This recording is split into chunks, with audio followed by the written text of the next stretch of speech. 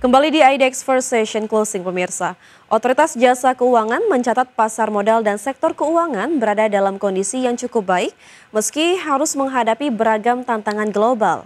Aktivitas penghimpunan dana melalui penawaran umum perdana atau IPO juga masih tergolong tinggi dibandingkan dengan negara tetangga. Pasar modal dan keuangan Indonesia diakui tetap berada dalam kondisi yang cukup baik, meski di tahun ini harus menghadapi beragam tantangan global. Menurut Direktur Eksekutif yang juga Kepala Departemen Pengaturan dan Pengembangan Pasar Modal OJK, Edi Manindo Harahap mengungkapkan, pasar modal Indonesia masih menunjukkan ketahanan meski mengalami tekanan. Per 30 Juni 2025, indeks harga saham gabungan tercatat di posisi 6.927 dengan penurunan sebesar 3,29% secara year to date. Capaian ini melanjutkan tren pemulihan yang mulai terlihat sejak titik terendah pada April 2025. Di sisi lain, aktivitas penghimpunan dana melalui penawaran umum perdana atau IPO masih tergolong tinggi dibandingkan dengan negara tetangga. Hingga 24 Juni 2025, total dana yang dihimpun dari penerbitan saham dan efek bersifat utang dan sukuk mencapai Rp77,71 triliun dari 6 emiten. Jumlah penghimpunan dana dari penerbitan saham dan EBUS hingga 24 Juni 2025 tercatat mencapai Rp77,71 triliun dengan jumlah emiten baru tercatat 6 emiten. Sementara itu jumlah pipeline yang dalam proses emisi tercatat 74 emiten cukup besar dengan nilai perkiraan mencapai 64,24 triliun. Ini mencerminkan antusiasme pasar yang masih cukup positif terhadap pembiayaan jangka panjang termasuk untuk proyek yang mendukung transisi hijau. Dari sektor keuangan, khusus perbankan, OJK mencatat operasi intermediasi antar bank tetap stabil.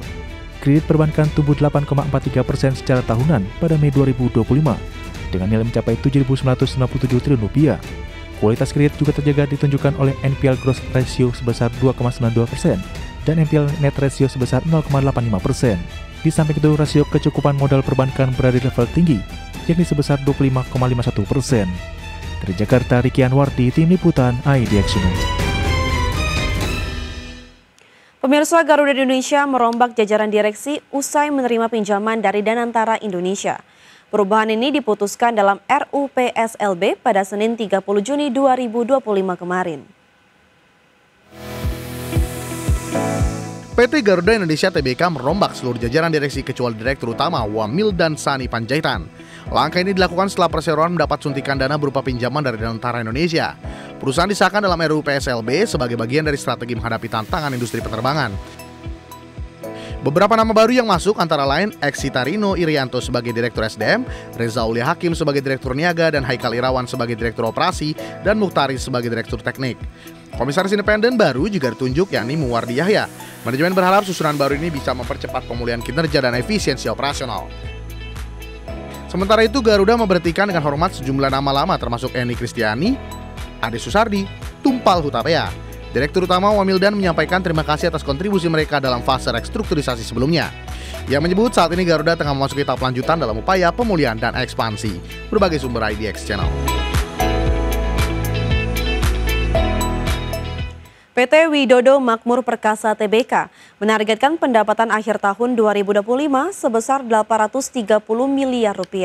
Proyeksi ini menunjukkan pertumbuhan hingga 57% dibanding capaian 2024 sebesar Rp539 miliar, tanda awal pemulihan kinerja setelah masa konsolidasi panjang. PT Widodo Makmur Perkasa Tbk menargetkan pendapatan akhir tahun 2025 sebesar Rp830 miliar. Hingga akhir semester 1 2025, pendapatan tercatat sebesar Rp407 miliar, tumbuh 89% dari periode yang sama tahun sebelumnya. Lonjakan ini dipicu meningkatnya kepercayaan konsumen dan program makan bergizi pemerintah yang menstimulasi permintaan protein hewani. Strategi pemulihan dilakukan melalui divestasi aset dan produktif, salah satunya properti di Bekasi Barat untuk memperkuat modal kerja. Proses negosiasi diperkirakan rampung pada kuartal 3 atau awal kuartal 4 2025, guna mendukung rencana ekspansi dan stabilitas keuangan perusahaan. WMPP juga melepaskan sebagian kepemilikan di unit pengolahan makanan dari 99% menjadi sekitar 48 hingga 50%. demi menjalin kemitraan strategis dan menghadirkan modal segar serta keahlian mitra dalam mengembangkan hilir produk. 3 indikator utama perusahaan menunjukkan perbaikan. Revenue semester 1 bertumbuh 89% mencapai 407 miliar rupiah. EBITDA kembali positif 2,28 miliar rupiah dan kerugian bersih semester 1 turun 35%. Dari 105 miliar rupiah menjadi 68 miliar rupiah, penurunan signifikan dibandingkan tahun sebelumnya. Produksi unggas kembali meningkat setelah tekanan pandemi dan wabah hewan ternak, program makan bergizi gratis, serta normalisasi harga pakan mendukung strategi pasokan yang efektif di paruh pertama 2025. Melalui kombinasi ekspansi ke hilir, investasi aset non produktif dan pemulihan operasional, WPP berharap mencetak revenue 830 miliar rupiah dan membalikan laba di akhir tahun. Penguatan strategi ini menjadi momentum pemulihan keuangan sekaligus landasan pertumbuhan berkelanjutan di sektor agribisnis. Berbagai sumber, IDX Channel. Pemirsa, perusahaan properti PT Perdana Gapura Prima Tbk mengalokasikan dana capex sebesar 400 miliar rupiah untuk tahun 2025.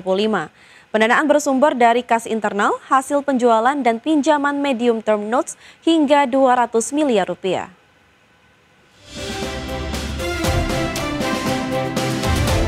Perusahaan properti PT Perdana Gapura Prima Tbk mengalokasikan dana capex sebesar 400 miliar rupiah untuk tahun 2025 ini.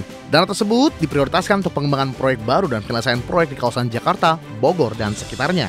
Fokusnya mencakup proyek residensial, apartemen, serta konversi hunian servis apartemen. Segmen perumahan atau landed residential dijadikan tumpuan dengan kontribusi sekitar 60 hingga 70% terhadap penjualan. Sementara segmen hunian servis dan hotel juga berkembang sebagai sumber pendapatan berulang. Sementara itu marketing sales hingga kuartal 1 2025 mencapai hampir 200 miliar rupiah, mendekati target tahunan 600 miliar rupiah.